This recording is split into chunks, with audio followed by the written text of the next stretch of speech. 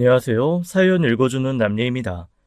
오늘도 와주셔서 감사드리며 오늘의 사연 시작하겠습니다. 안녕하세요.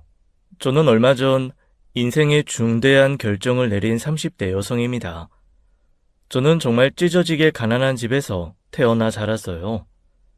할아버지 때부터 있었던 빚으로 아버지는 고생만 하시다 제가 고등학교 때 사고로 돌아가셨고, 어머니께서도 결혼 후 아버지와 함께 그 빚을 갚기 위해 고군분투하다 골병이 들어 많이 아프십니다. 그래서 저는 엄마의 짐을 나눠지고자 고등학교 졸업 후 바로 취업 전선에 뛰어들어 생활비를 벌기 시작했어요. 다행히 빚은 없었지만 아픈 엄마 혼자 벌어 삼남매를 먹여 살리기는 힘들었거든요. 엄마는 그래도 대학은 가라고 하셨지만 당장 등록금도 없는 마당에 무리하게 대학에 간다고 한들 제 마음이 편할 것 같진 않아 스스로 한 선택이었죠. 그래서 후회도 없고 원망도 없었어요. 하지만 엄마한테는 그게 두고두고 한이 되셨는지 대학 때문에 자주 울곤 하셨죠. 네 아버지만 살아계셨어도 지인이 네 대학은 어떻게든 됐을 텐데. 미안하다 지인아. 엄마가 너무 미안해. 아이 참, 엄마 또 대학 소리야? 대학 소리 좀 그만해. 대학 못 나온다고 뭐 죽어? 다 알아서 살 길 찾아서 사는 거야. 나 좀 봐. 또 취직했잖아. 자꾸 계약직으로 들어가니 그렇지. 대학만 나왔어도 우리 딸 어디 가서든 정규직 따낼 수 있는데 괜히 부족한 부모 만나서 우리 딸만 고생하는 것 같아. 엄마가 너무 미안해서. 세상에 그렇게 생겨먹은 걸 뭐 어쩌겠어. 걱정하지 마 엄마. 내가 고졸도 이 사회에서 우뚝 설 수 있다는 거 보여줄게. 세상을 살아가는 데는 학벌이 다가 아니라는 거 내가 꼭 보여줄 거야. 엄마 앞에서는 자신만만했지만 직접 고졸로서 사회생활을 시작한 제가 왜 모르겠어요. 사회 초년생으로서 처음 겪게 된 세상은 생각보다 학벌은 큰 문제가 안 되는 것처럼 보이지만 알게 모르게 크고 작은 차별들이 있었습니다. 물론 고졸과 대졸이 같은 처우를 받아야 한다고 생각하진 않아요. 더 많은 돈과 시간을 들인 만큼 고졸보다 더 나은 대우는 자연히 따라오기 마련이죠. 하지만 적어도 인격적으로 무시까지 할 필요는 없잖아요. 첫 직장에서 고졸 계약직으로 들어갔다가 은근히 금 나누기를 하는 대졸 사원들에게 상처받고 계약 기간이 끝나자마자 또 다른 곳으로 취직하게 되었습니다. 그런데 그곳에서 끝판왕을 만난 거예요. 이번에 들어왔다던 그 신입? 어려 보이는데 몇 살이야? 21살이요. 어머 어쩐지 대학 안 들어갔구나. 요즘 같은 시대에 왜 대학을 안 가? 개나 소나 다 들어가는 대학이라도 들어가야지. 사정이 있어서요. 아무리 사정이 있다도 요즘 같은 시대에 자식 대학 안 보내는 부모도 있나? 세상 물정을 몰라도 너무 모르는 부모네. 첫 만남에서 대뜸 그렇게 무례한 말을 하던 그 여자는 저희 엄마 또래나 될 것 같은 중년의 아줌마였어요. 제가 그때 회계사무소에서 일을 했는데 사무장님 지인으로 들어왔다던 여자였죠. 다른 직원들은 다 괜찮았는데 그 여자가 문제였어요. 애초에 대표님도 고졸이라는 걸 알고 뽑았고 그래서 그만한 일에 배치가 된 건데 매번 대학 이야기를 꺼내더라고요. 무례한 사람이라는 걸 알고 적당히 대꾸하고 말려고 했는데 그것도 한두 번이지 정말 사람 짜증나게 하면서요. 게다가 이상하게 사사건건 제가 뭘 하고 있는지 지켜보는데 처음엔 신입이라 그런 줄 알았습니다. 지인 씨, 아까 어딜 갔다 오는 거야? 근무 시간에 그렇게 왔다 갔다 해도 되나? 사무장님께서 은행 갔다 오라고 시키셔서 갔다 온 건데요. 아, 그래? 그럼 나한테 말을 하고 가야지. 주임님한테요? 왜요? 사무장님이 다녀오라고 하셨으면 그냥 다녀오면 되는 거 아니에요? 지은 씨, 아직 어려서 뭘 모르는 것 같아서 말해주는데 직장 생활 그렇게 하는 거 아니야. 상사가 이렇게 하세요라고 하면 네 알겠습니다. 그 한마디 하고 따르면 되는 거라고. 그렇게 불필요한 말에 물음표 붙여봤자 지인 씨한테 도움될 거 없어. 앞으로는 어딜 가든 나한테 말하고 가고, 알았지? 여자는 웃으며 저를 가르치려 들었습니다. 상사라면 마땅히 가르침을 받아야 마땅하겠지만 저도 회사 생활 며칠 해보니 그 여자의 포지션을 알게 됐거든요. 그 회사 3년 차에 주임을 달고 있긴 하지만 말이 주임이지 사실상 회사에서 가장 쓸모없는 포지션이었어요. 회계 프로그램을 다룰 줄 아는 것도 아니었고 하다못해 엑셀도 못 다루는 사람이 무슨 주임인가요? 그저 회사에 오면 이 직원 저 직원 건드려 보면서 시비나 거는 게 전부인 사람 말을 듣고 싶을 리 없잖아요. 알게 모르게 다른 직원들도 불편해하는 것 같긴 했는데 사무장 지인이라 내색은 못하는 그런 상황이었습니다. 입사 초기 말도 안 되는 트집으로 길을 꺾으려는 게 느껴졌지만 저도 좋은 게 좋은 거라고 들어온 지 얼마 안 된 회사에서 목소리를 높이고 싶지 않아 참았습니다. 그런데 그 여자는 도저히 참아주기 힘들 만큼 무례하게 선을 넘는 사람이었어요. 지인 씨는 젖가슴이 너무 커서 그런 옷 입으면 안 될 것 같은데? 아니면 남자 직원들한테 젖가슴 어필하고 싶어서 그러는 거야? 네? 그게 아니면 그런 옷을 왜 입어? 사람 눈 민망하게. 그때 제가 입은 옷은 평범한 흰 셔츠였어요. 제가 다른 사람들에 비해 바스트가 좀 있는 편이다 보니 그 셔츠만 입으면 단추가 좀 벌어져서 그 위에 니트 조끼를 입은 아주 평범한 차림이었죠.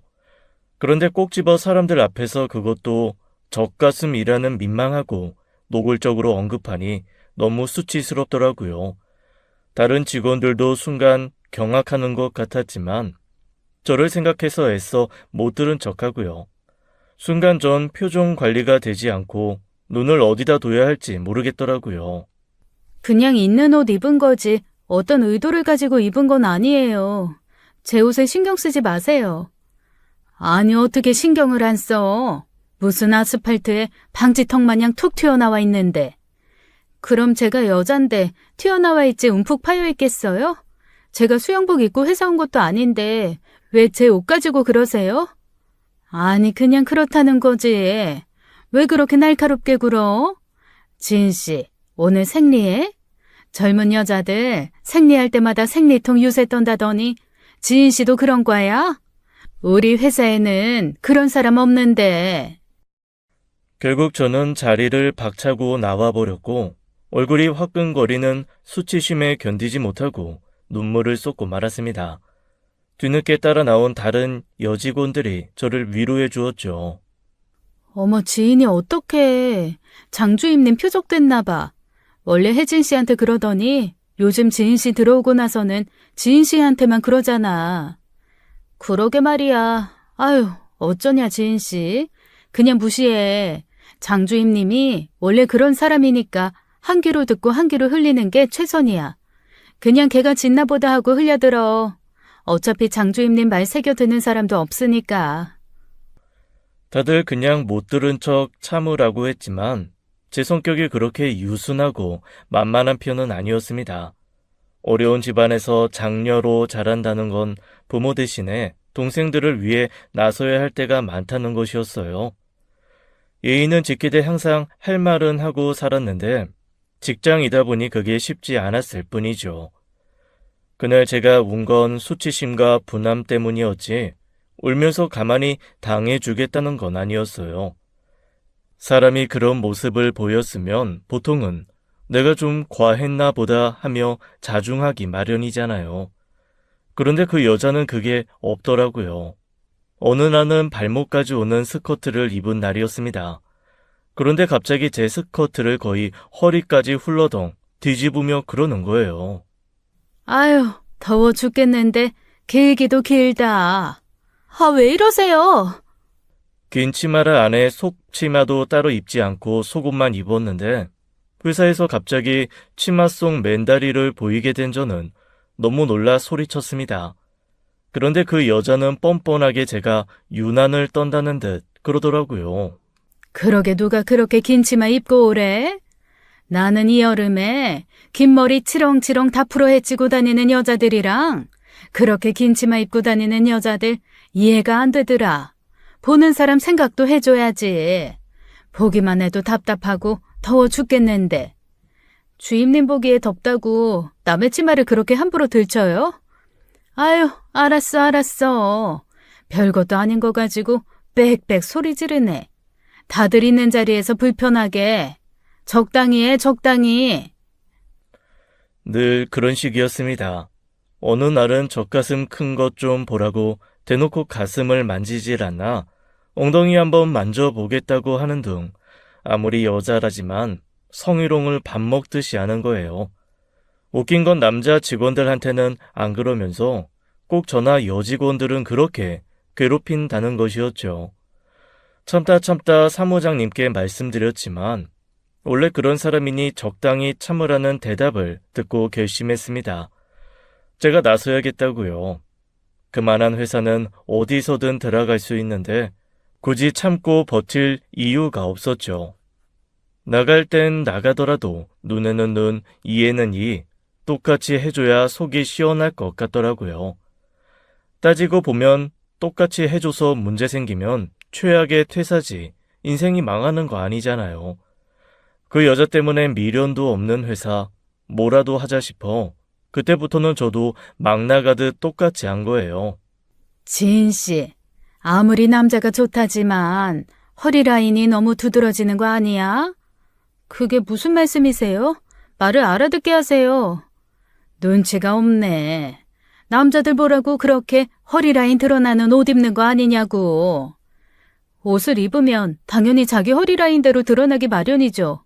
저나 주임님이나 똑같은 바지 입은 건데 주임님은 뱃살이 많아서 배가 그렇게 툭 튀어나온 거고 저는 뱃살이 없어서 들어간 것 뿐인데 그걸 가지고 남자들 보라고 옷을 그렇게 입은 거라고 하시는 거예요? 그 순간 사무실 여기저기서 웃음을 참지 못한 소리가 터져 나왔고 순간 여자가 당황하더라고요. 뭐야? 내가 뱃살이 어디 있다고? 근데 주임님은 바지 사이즈가 어떻게 되세요? 볼 때마다 너무 신기하다. 그 허리에 맞는 바지가 있어요? 아니면 맞춤 제작? 지인 씨, 무슨 말을 그렇게 해? 내 허리 사이즈가 어떻다고? 아니 참 기가 막혀서 지금 사람들 다 있는 자리에서 남의 허리 가지고 이러쿵저러쿵 떠드는 거 그거 맞다고 생각해? 네? 주임님이 먼저 그러셨잖아요. 제 허리가 어쩌고 저쩌고 이러쿵저러쿵. 그 여자는 뇌를 거치지 않고 말을 하는 스타일이었습니다. 자기가 먼저 시작해놓고 그것도 모르더라고요. 사람이 생각이라는 걸 하고 말을 내뱉어야 하는데 그 사람은 되는 대로 짓거린 거예요. 시뻘개진 얼굴을 무시하고 고개를 돌리자 맞은편에 있던 직원이 잘했다는 듯 쳐다보더라고요. 그 뒤부터는 전쟁이었습니다. 지인 씨, 전표 입력 다 했어? 어제까지 하라고 했는데 안 돼 있는 것 같은데. 했어요. 보면 아시잖아요. 아, 주임님 어차피 보셔도 모르죠? 뭐? 모르다니? 주임님 이거 봐도 모르시잖아요. 근데 왜 물어보세요? 제가 보여드리면 이해는 하세요? 어차피 여기 아니어도 갈 곳 많다. 그만둬도 나한테 손해 아니다. 그 생각으로 다니니 회사도 다닐만 나더라고요. 그 여자가 한마디 하면 전 두마디 했고 그 여자가 대로 주면 저는 말로 받아쳤습니다. 저는 사과 한마디면 그만뒀을 거예요. 거울처럼 행동하는 제 모습을 보고 뉘우치길 바란 거고요. 그런데 그 여자는 끝까지 자기 잘못은 모르고 그저 어린 게 예의 없이 군다고만 생각하며 더 하더라고요. 지인 씨, 나 좀 보자. 여기서 말씀하세요. 저 사무장님이 시키신 일 때문에 자리 비우기 힘들어요. 여긴 다들 있는 자리니까 나가서 이야기 좀 하자고. 그럼 이따 일 끝나고 말씀하세요. 저는 주임님처럼 다들 일하는데 전화 통화로 1시간씩 자리 비우는 일 같은 거 하기 싫어요. 뭐? 야, 너 이게 진짜 보자 하니까 머리에 피도 안 마른 게 아주 버릇이 없구나. 그제야 사무실에 있는 모든 사람이 하던 일을 멈추고 우리 쪽을 바라보았습니다. 터질 게 터졌다는 반응과 함께 일을 키우기 싫은 몇몇의 사수들이 그만하라고 만류하더라고요. 하지만 그 여자는 더는 참을 수 없다는 듯 허리춤에 손을 얹고 제게 삭대질을 하며 고함을 치더라고요. 야, 너는 애미가 없냐? 애미가 없어서 네 애미 버린 사람한테 이렇게 버릇없이 굴어? 뭐라고요? 아니면 애미가 있어도 가정교육이 안 됐든지. 하긴 지 자식 대학도 안 보낸 애미 애비가 뭐 얼마나 제대로 된 가정교육을 했겠냐마는. 너 그러는 거 아니다. 그런 행동이 다 네 부모 얼굴에 먹칠하는 거야. 알아? 대놓고 부모 욕하는데 참을 수 있는 사람이 어디 있겠나요? 부모 모욕 앞에선 나이도 체면도 직책도 없는 법이죠. 그러는 주임님 부모님께서는 아주 먹물을 뒤집어 쓰고 다니셨겠네요. 주임님 때문에. 뭐야? 전 살다 주임님처럼 나이 허투루 먹고 배울 점 없는 어른은 본 적도 없어요. 저희 어머니께서는 비록 대학은 못 보내주셨어도 주임님처럼 못 배운 사람처럼 말씀하신 적 한 번도 없는데 누가 가정교육을 잘못 받았는지는 주임님 말고는 다 아실 것 같은데요? 그때였습니다. 결국 분을 참지 못한 그 여자가 그 소뚜껑 같은 손바닥으로 제 뺨을 후려쳤고 거의 동시에 제 머리채를 잡아 흔들기 시작했어요. 온직원이 달려들어 그 여자한테서 저를 떼어내려 용을 썼고 그제야 사무장님까지 나와 말렸죠. 간신히 그 여자의 손에서 벗어난 저는 바로 그 자리에서 경찰에 신고했고 경찰서까지 가게 된 거예요. 그건 어려서 할 수 있는 행동이었습니다.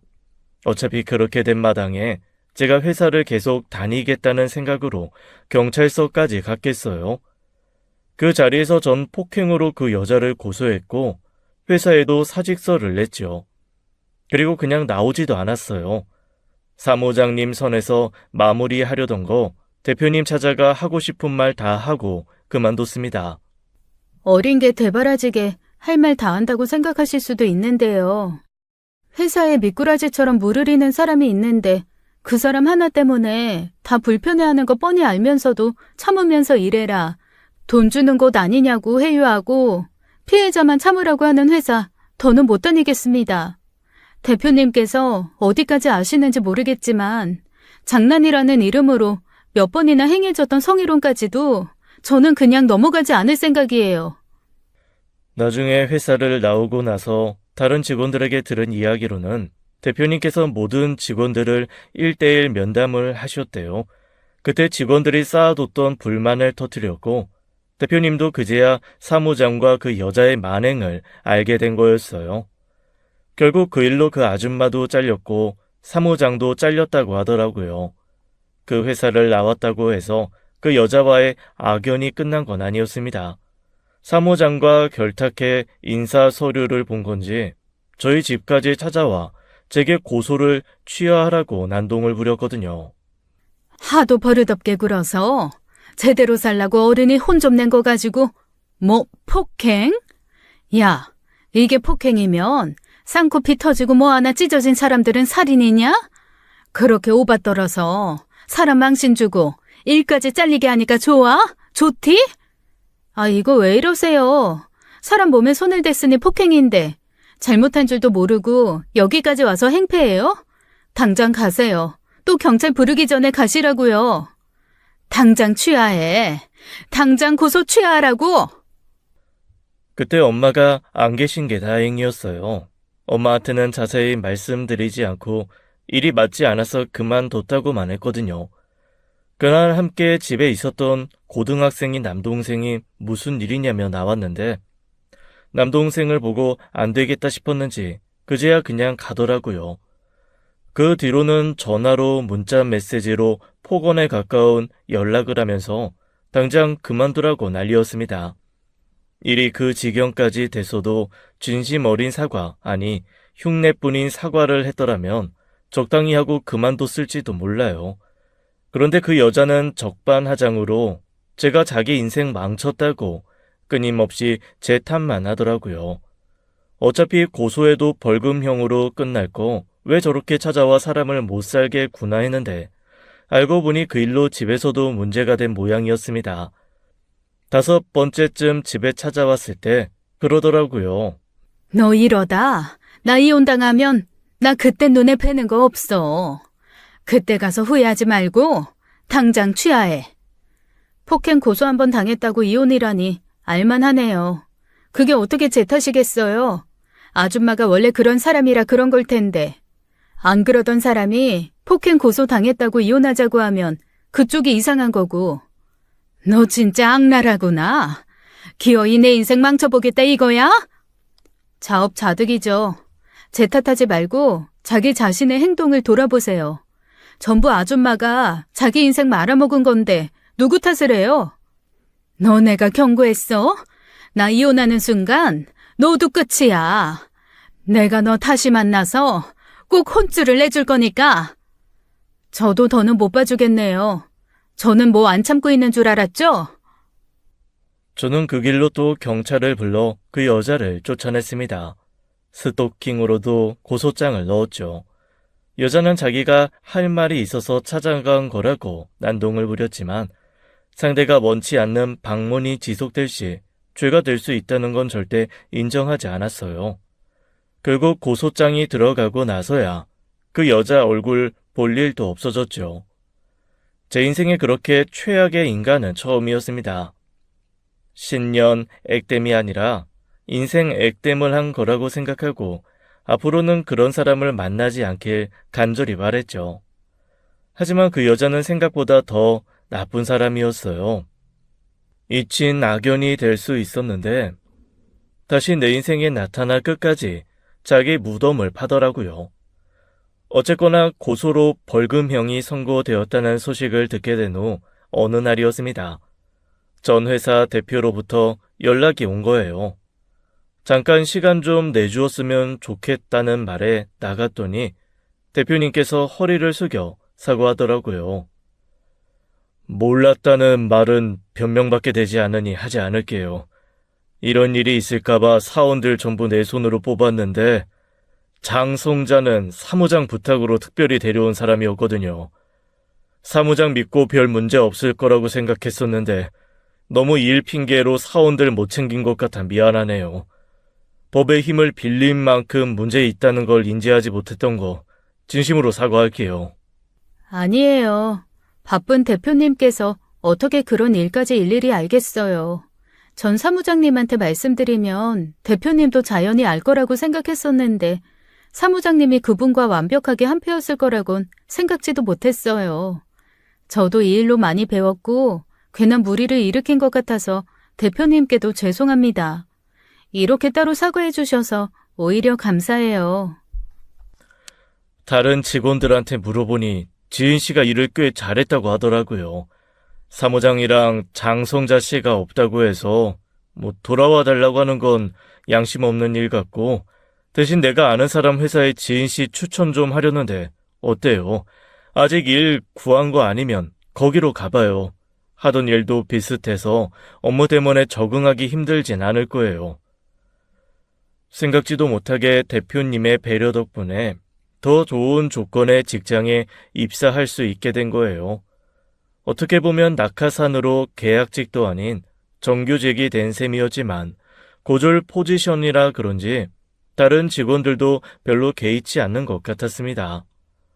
덕분에 빠르게 일 처리를 찾아 회사에 적응할 수 있었어요.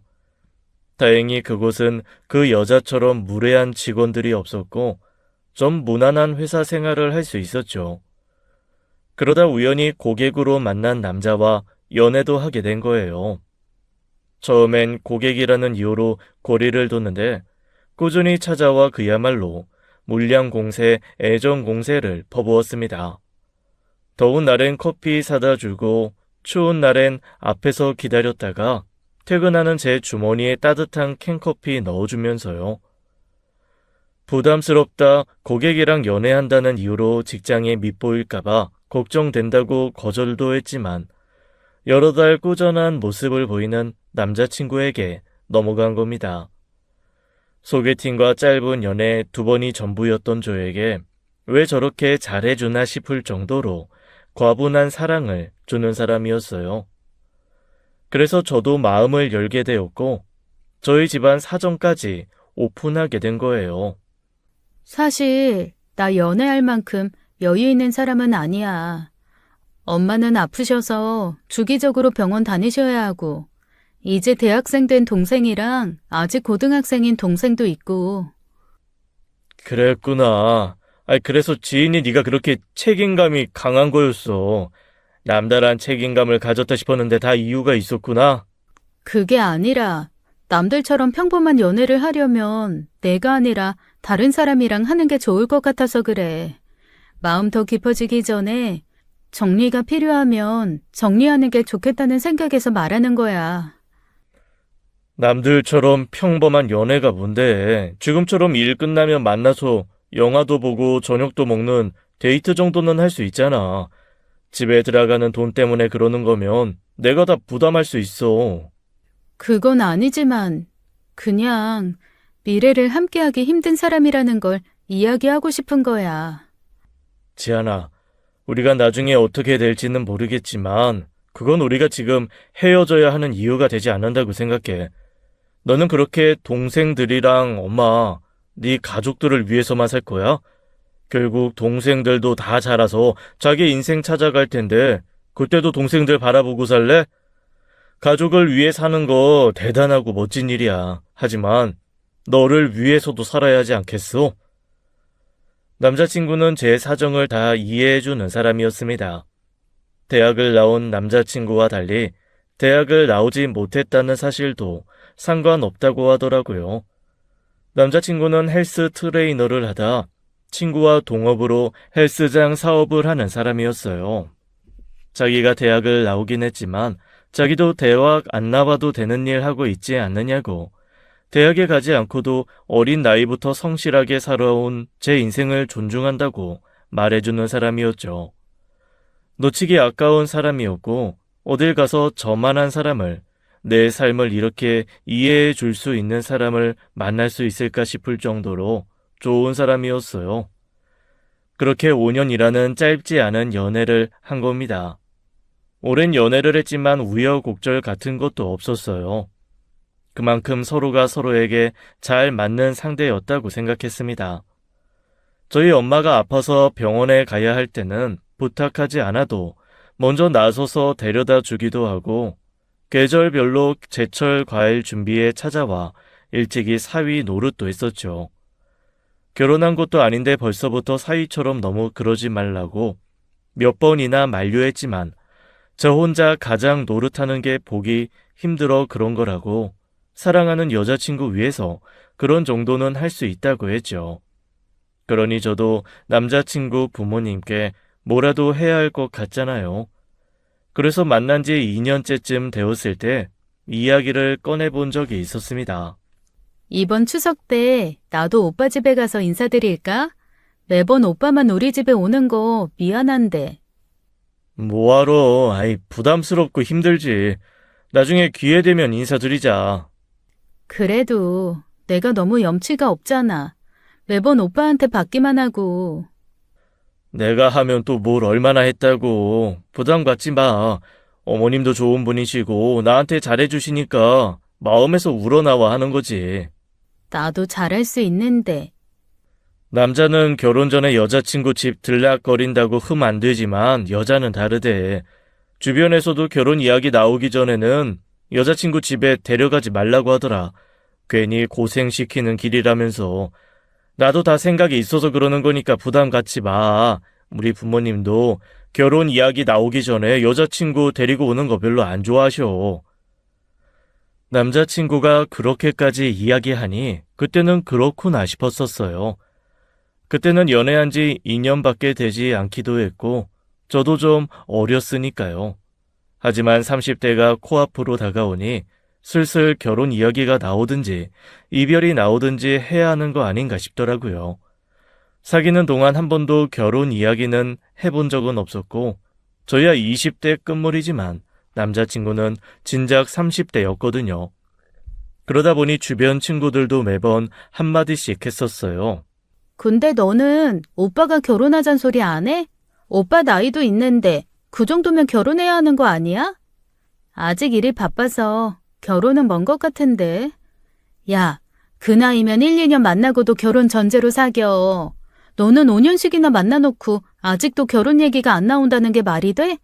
우리 언니가 그러는데 장기 연애의 끝은 결혼 아니면 이별이래. 5년 만나고도 결혼 확신 안 주는 사람이면 지인이 너도 얼른 다른 사람으로 갈아타는 게 좋아. 야, 사람이 말도 아니고 아니다 싶으면 갈아타는 게 뭐야. 다 너 생각해서 하는 말이지. 그렇다고 너 결혼 안 할 것도 아니잖아. 어쩌면 지금이 딱 적기야. 오빠도 너무 늦지 않게 결혼할 사람 만나기 좋고, 너도 새로운 사람 만나서 1, 2년 사귀어보다가 결혼하기도 좋고. 난 아직 결혼 생각 없어. 오빠가 이야기 안 꺼내면 너부터 얘기 꺼내봐. 결국 뭐 아니면 더 아니야? 결혼하거나 헤어지거나. 한두 사람도 아니고 장기 연애했다고 하면 다들 결혼은 언제 할 거냐고 물어보더라고요. 듣는 이야기가 많아서 그런지 저도 생각이 참 많았습니다. 한편으로는 남자친구에게 서운하기도 했었고요. 결혼 생각이 아예 없는 사람도 아닌 것 같은데 결혼할 상대라는 확신을 주지 않는다는 점에서요. 결국 저도 슬슬 마음의 준비를 하기 시작했고 제가 먼저 이야기를 꺼낸 거예요. 오빠, 나 할 말 있어. 무슨 말을 하길래 서두부터 해. 그냥 하면 되지. 장난하는 거 아니고, 우리가 헤어짐이 필요한 사이라면 빨리 결단을 내려야 하지 않을까? 뭐? 아이, 지연아, 갑자기 그게 무슨 말이야.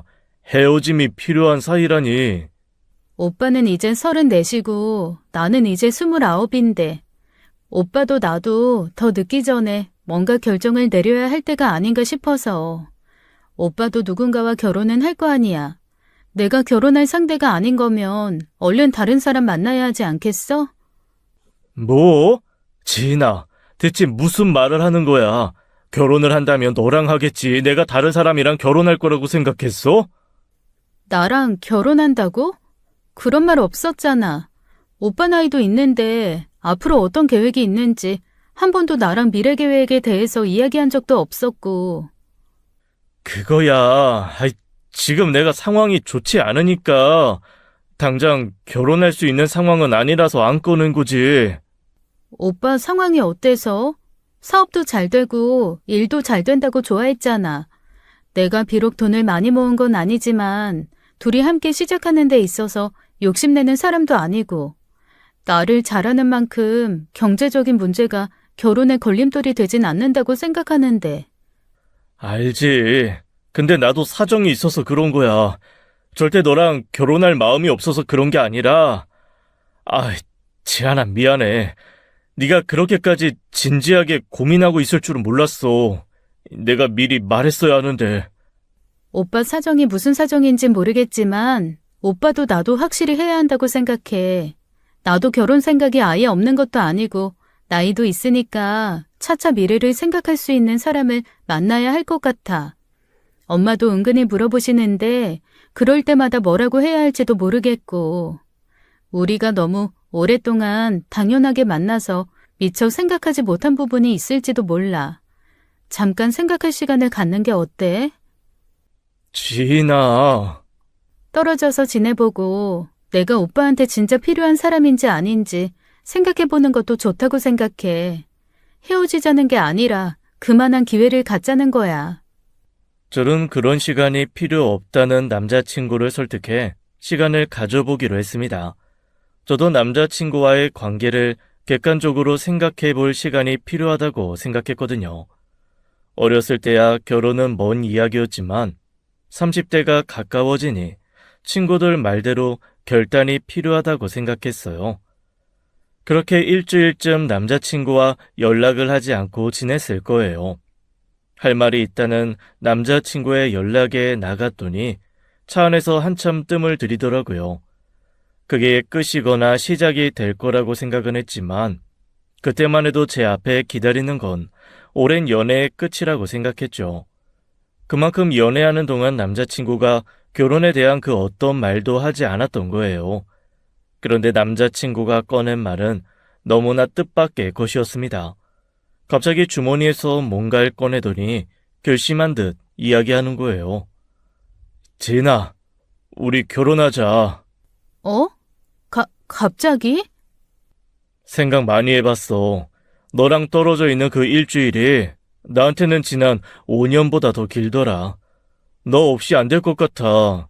내가 너무 배려 없이 너를 기다리게만 한 것 같다는 생각을 했어. 미안해, 너무 늦어서.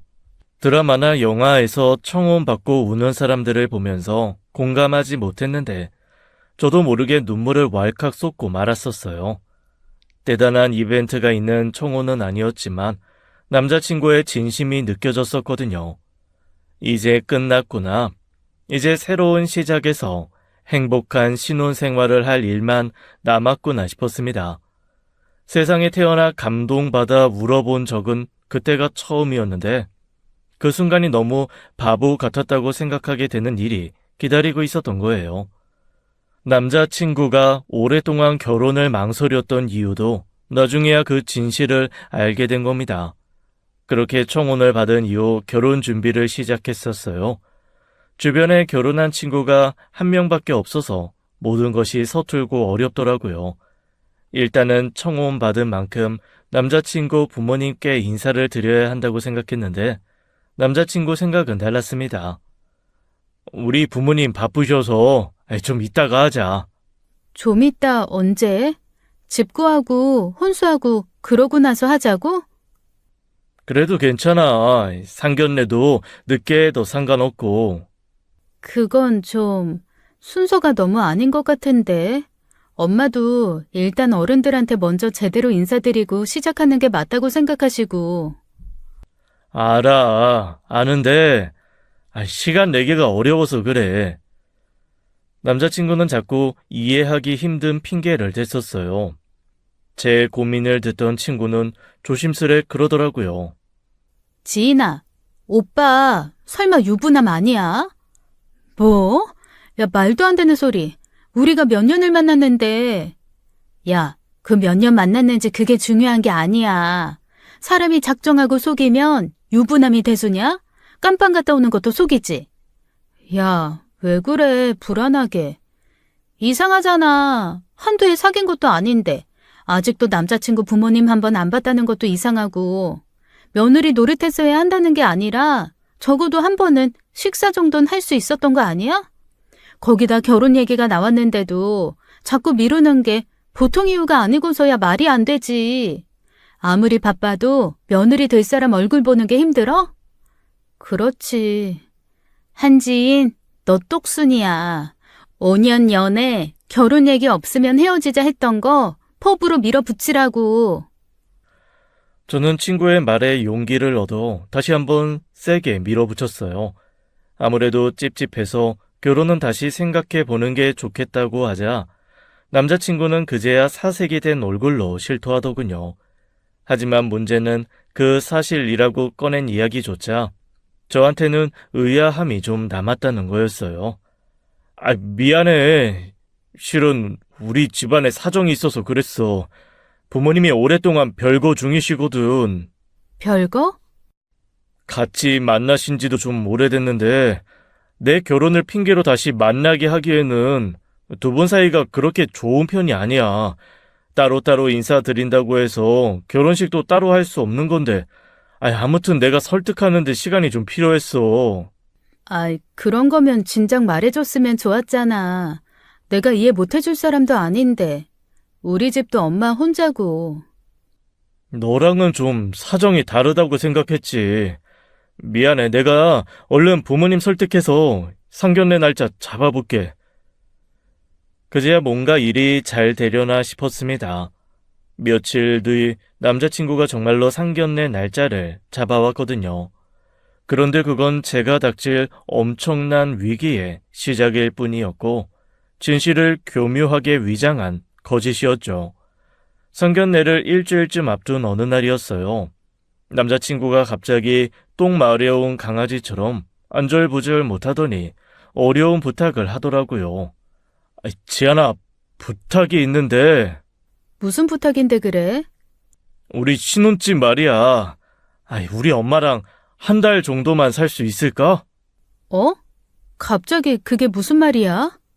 실은 엄마가 나 집 팔 때 돈을 좀 보태고 싶다고 하시는데 살던 집을 팔아서 해주시고 평수 좁혀서 다른 집으로 가실 생각인 것 같아.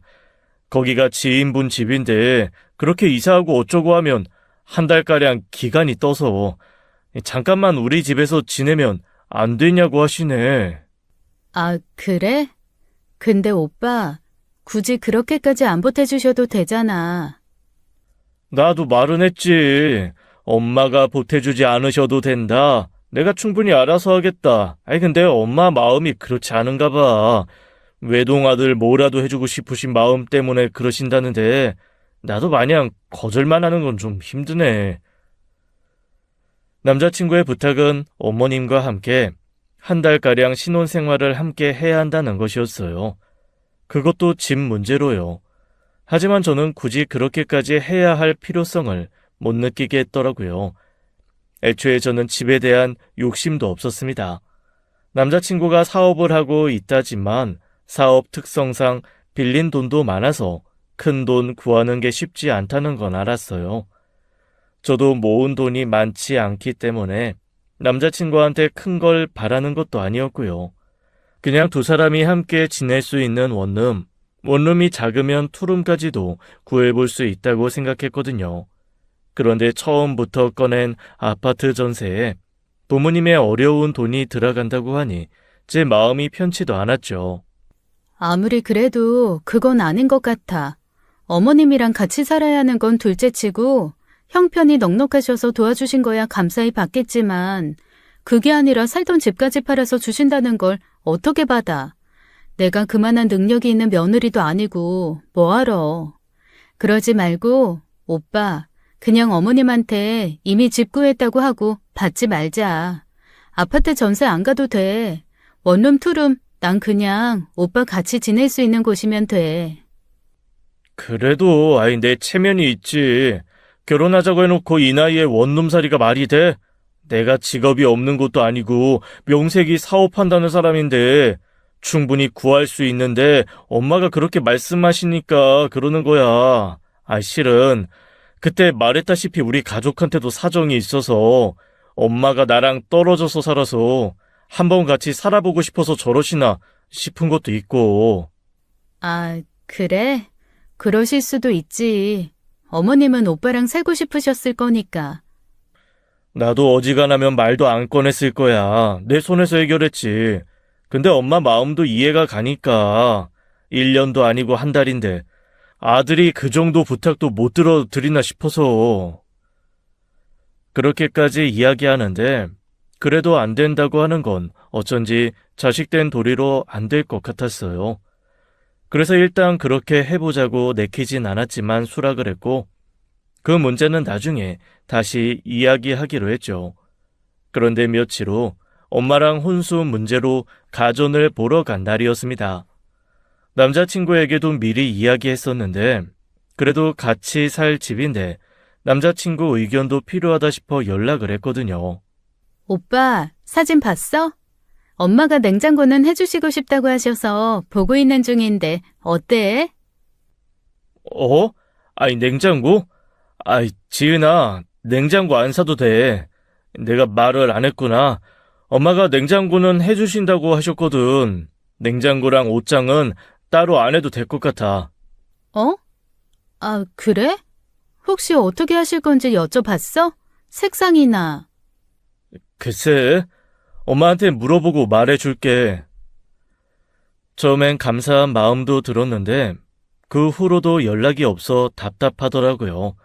디자인이나 색상이 궁금했지만 받는 입장에서 꼬치꼬치 캐묻기도 좀 그렇고요. 게다가 남자친구 어머님은 만나지도 연락도 못한 상황에서 남자친구를 통해서만 연락해야 하는 게 너무 답답했어요. 그리고 이틀 뒤 다른 가전을 드리려고 신혼집에 갔는데 이미 냉장고와 옷장이 들어와 있는 겁니다. 남자친구한테 듣지도 못했었어요. 그런데 더 기가 막힌 건 냉장고도 옷장도 새 제품이 아니라 중고였다는 거예요. 텔레비전 설치를 위해 오신 기사님 말씀이 냉장고는 못해도 10년은 더 된 제품이라고 하시더라고요. 상아색이었는데 오랜 세월의 빛발에 누런색이 된 그런 냉장고였어요. 오빠, 어머님이 해주신다고 하셨던 냉장고 말이야. 그거 이미 집에 들어와 있는데 봤어? 그래? 아이, 몰랐어. 안 그래도 엄마가 비밀번호 물어보시긴 하던데 넣어놓고 나한테 말씀도 없으셨나 보다. 근데 냉장고가 쓰던 건데? 어? 아이, 그럴 리가. 잘못 본 거 아니야? 어디 옮기다가 흠집 나서 그렇게 보이는 거 아니야? 내가 아무리 그런 것도 구별 못할까 봐? 딱 봐도 10년은 좋게 쓴 냉장고야. 집에 오신 기사님도 모델 자체가 구형이라고 하시고, 게다가 옷장도 너무 올드해. 색깔도 디자인도. 아, 미안, 지인아. 내가 엄마한테 연락하고 다시 연락 줄게. 남자친구는 급하게 연락을 끊었고 저는 착잡한 마음으로 오래된 냉장고와 장롱을 바라보고 있었어요. 그때는 그게 무슨 의미인지 바로 알아채기가 힘들더라고요. 한 번도 만난 적은 없지만 이 결혼이 못마땅해 그러시나 싶고요. 어쩌면 결혼이 코앞이 되도록 저를 만나지 않으려고 하시는 게 실은 결혼을 반대하기 때문이 아닌가도 싶었습니다. 남자친구 고집을 꺾지 못해 그렇게라도 어깃장 놓고 싶어 그러시나 싶었거든요. 결국 남자친구가 오래된 냉장고와 옷장은 신혼집에서 빼면서 문제는 해결됐지만 그 뒤로 따로 받은 연락도 없었어요.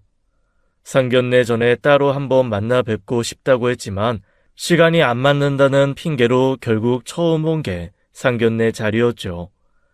남자친구가 외동이라 저도 엄마만 모시고 상견례 자리로 갔고 처음 뵙는 시부모님인지라 긴장도 엄청 하고 갔죠.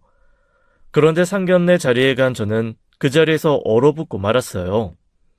오랜만이네, 지인 씨. 내가 언제고 한 번은 볼 거라고 했지? 우리 경표가 내 말을 참 잘 들어. 오랜 기억 속에 파묻혀 거의 기억도 안 나던 그 여자가 제 눈앞에서 그것도 제 남자친구 어머니로 앉아있는 거예요. 순간 온몸에 소름이 돋을 만큼 놀라 아무 말도 하지 못했죠. 그런데 여자는 모든 걸 알고 있었다는 듯 해실해실 웃으며 앉으라고 손짓하더라고요. 제가 더 놀란 건 그 옆에 앉아있던 남자친구의 태도였습니다. 보통은 자기 어머니가 한 번도 만난 적 없는 여자친구한테 그런 식으로 인사를 하면 놀라긴 마련이잖아요. 그런데 하나도 놀란 기색 없이 다소 불편한 표정으로만 앉아있는 거예요. 순간 무서운 생각이 들면서 또는 그 자리에 앉아있을 수가 없었죠. 궁둥이를 붙이기도 전에 자리를 박차고 나올 수밖에요.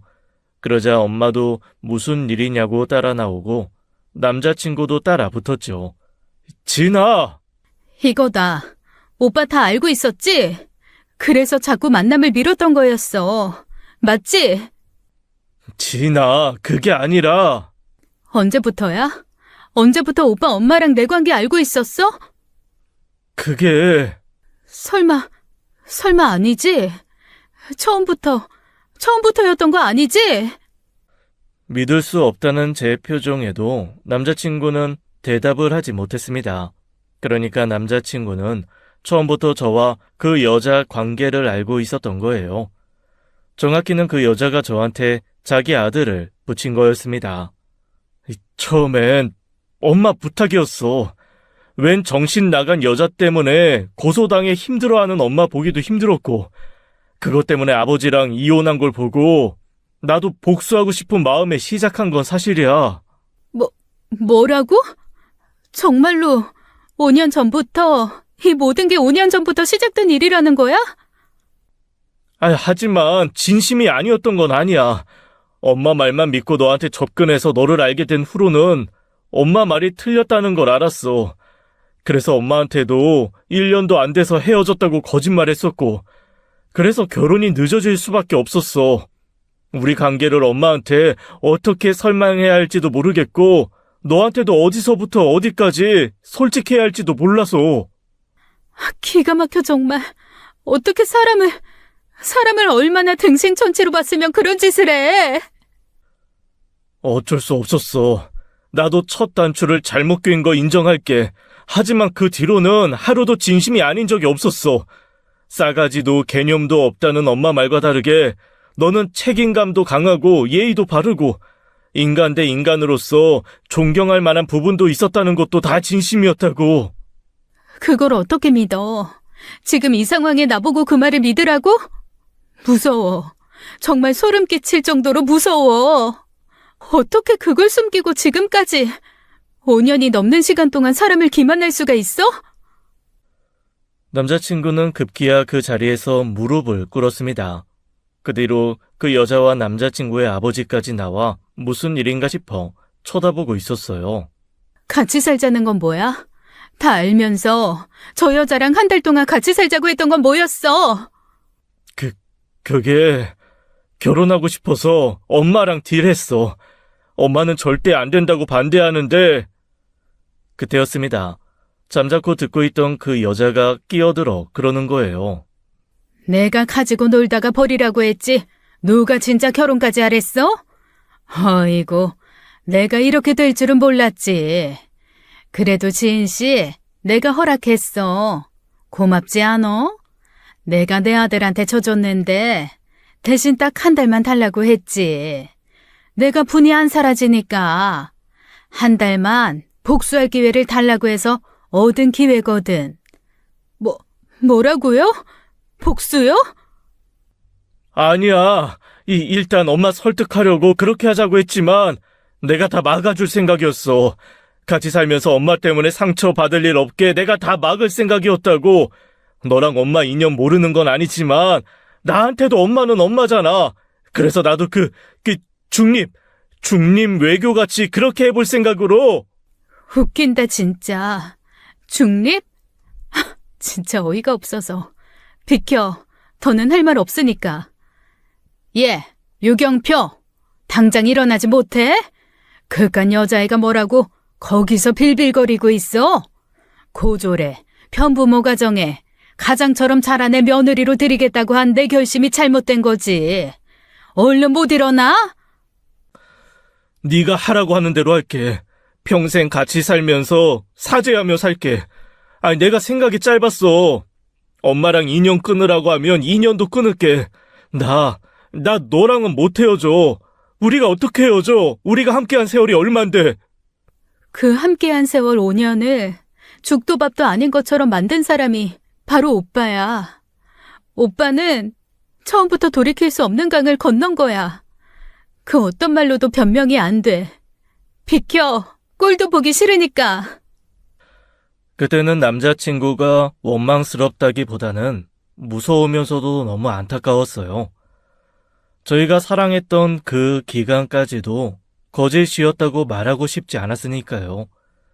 애써 눈물을 참으며 남자친구를 지나치려는데 갑자기 우악스러운 손길이 제 손목을 잡아챘습니다. 억지로 몸을 돌려 바라보니 그 여자가 눈에 불을 켜고 달려들 것처럼 저를 노려보는 거예요. 야, 모양새가 좀 이상하지 않니? 무릎 꿇고 빌어야 하는 건 넌데 네가 뭔데 내 아들을 이딴 취급을 해? 당장 꿇지 못해? 결혼하게 해달라. 지난번 일은 잘못했다. 큰 실수했다. 당장 무릎 꿇어. 엄마! 미쳤어요? 예나 지금이나 인간적으로 예의 없는 건 여전하시네. 적어도 제가 만난 오빠한테서는 그런 모습 본 적이 없는데. 오빠가 불쌍해요. 당신 같은 사람을 엄마로 뒀다는 게.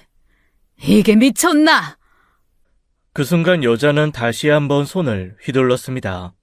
하지만 내게 미치기도 전에 남자친구에게 가로막히고 말았죠. 남자친구는 무서운 얼굴로 제 엄마의 양쪽 손목을 잡고 안간힘을 쓰고 있었어요.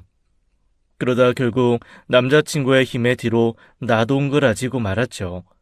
그 여자는 저 때문에 자기 아들이 힘을 썼다는 사실이 믿기 힘들듯 기겁한 표정으로 올려다보고 있더라고요. 경표야! 너 엄마를... 내가 몰라서 가만히 있는 줄 알아요? 제발 그만 좀 하세요. 그만 좀! 그때 눈물을 보이는 남자친구를 도저히 볼 수가 없었어요. 엄마와 함께 금방 자리를 피했고 며칠 동안 연락도 하지 않았습니다. 하지만 신혼집 문제도 있고 여러 가지로 정리할 게 많아서 언제까지고 피할 수는 없었죠. 그런데 어느 날 회사로 누군가 찾아온 거예요. 그 사람은 뜻밖에도 그 여자도 남자친구도 아닌 바로 아버님이셨습니다. 상견례 때 잠깐 뵀던 그분이셨죠. 가까운 카페로 가서 이야기를 나누게 되었어요. 미안합니다. 일단 내 전처로 인해서 벌어진 일은 사과부터 할게요. 이혼 후 쭉 떨어져 살다가 아들이 결혼한다고 해서 오랜만에 만나 자리에서 느닷없이 알게 된 일이라 사실 지금도 경황이 없습니다. 저는 두 분이 별거 중이라고만 들었어요. 다 내 잘못이에요. 경포한테 제대로 이야기도 못하고 한 이혼이라 애도 이해를 잘 못했을 겁니다. 아가씨가 한 고소 때문에 한 이혼도 아니었거든요. 그 일이 결과적으로 제가 결심하게 된 계기는 됐지만 전부터 문제가 많았던 사이에요. 겪어봐서 알겠지만 보통 힘든 사람이 아니거든요. 여기저기 문제 일으키는 거 수습하는 것도 힘들고 나갈 때마다 모르는 사람들한테 눈칫밥 먹어야 하는 것도 힘들었어요. 할 거면 끝냈어야 할 관계를 경표 생각에 끌고 오다 보니 그만. 미안합니다. 다시 한번 사과할게요. 아닙니다. 아버님께서 잘못하신 것도 아닌데요. 염치 없지만 딱 한 번만 더 기회를 주십사 하고 경표 아버지로서 온 거예요. 미련한 제 엄마 때문에 아들 인생까지 망가지는 건 볼 수가 없어서 운동을 하던 놈이라 무엇보다도 자기 몸은 아끼던 녀석인데 요 며칠 술에 빠져 살아요. 그 좋아하던 운동도 하지 않고 헬스장에 안 간 지도 꽤 됐고요. 그건 저희가 알아서 정리할게요. 5년이라고 들었어요. 우리 경표가 어줍지 않은 제 엄마 복수심 때문에 그렇게 시간을 쓸 애가 아닙니다. 분명 진심이었다고 생각해요. 경표한테도 말했어요. 아가씨 붙잡으려면 천륜을 끊을 각오를 해야 할 거라고. 그 사람은 절대 변할 일 없으니 초장의 관계를 끊고 정리해야 할 사람은 너라고요. 그렇다고 해서 다시 시작할 수 있는 관계인지는 모르겠어요. 어쨌거나 저도 너무 오랫동안 속았다는 생각이 들어서. 결정은 아가씨 몫이지만 그래도 잘 좀 생각해줘요. 어쩌면 제 전처가 가장 바라지 않는 일이 두 사람 결혼일지도 모르니까요. 아버님께서는 다시 한번 고개를 숙이셨고 저도 고개를 숙이면서 착잡한 마음을 숨길 수가 없었습니다. 하지만 그 말이 자꾸 걸리더라고요. 그 여자가 가장 바라지 않는 일이 바로 우리 두 사람 결혼일 거라던 그 말이요. 그렇게 2주 정도 지나자 남자친구에게 연락이 왔고 아버님 말처럼 그 사이 완전히 본인을 놔버린 듯 엉망이 된 몰골로 나타나 빌더라고요. 정이라는 게 그렇게 무서운 거였어요. 머리로는 그만 끝내는 게 맞다고 생각하면서도 계속 기회를 주고 싶어지니까요. 딱 한 번만 더 기회를 줘. 살아보고 아니다 싶으면 내가 깨끗이 물러날게. 집, 헬스장, 차, 명의 다 돌려달라고 하면 돌려줄게. 아니다 싶으면 그냥 다 가지고 가. 나 아무것도 필요 없어. 엄마랑 영 끊고 오는 길이야. 나는 엄마 문제로 아빠가 그렇게 오랫동안 고생했다는 것도 몰랐어. 생각해보면 자식을 자기 복수에 이용하려고 했던 것부터가 자격 미달이었던 건데 지은아, 내가 살면서 증명해 보일게. 난 엄마랑 다른 사람이고 내가 한 실수는 바로 잡을 수 있는 사람이라는 거 꼭 증명해 보일게. 남자친구는 진심으로 사죄하며 기회를 달라고 했고 저는 그 사과를 받아들인 거예요. 그리고 지난 가을 저희는 결혼하게 되었습니다. 그 사이 그 여자가 알고 있는 신혼집도 옮겼고 남자친구 헬스장으로 찾아와 난동을 부려 경찰이 왔다 간 일도 있었어요. 우여곡절이 많았지만 전 남자친구를 믿어보기로 했습니다. 그게 그 여자가 바라지 않는 일이라면 더더욱 그럴 가치가 있다는 생각도 들었고요. 그 여자 때문에 만나게 된 관계라고 해서 그 여자 때문에 헤어질 필요도 없으니까요. 졸지에 이혼의 절연까지 혼자가 된 건 그 여자라 눈물바람으로 남편을 찾는다고 들었습니다. 하지만 한 번도 흔들리지 않더라고요. 사랑은 둘째 치고서라도 자기 엄마한테 큰 실망을 했으니 그랬겠죠. 그래도 천년이라고 언젠고 다시 관계가 달라질지도 모른다는 생각은 하고 있어요. 남편에게도 이야기했습니다.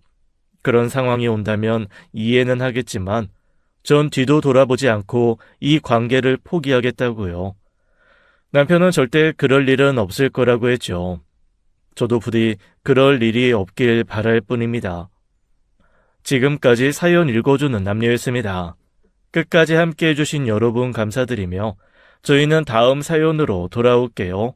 감사합니다.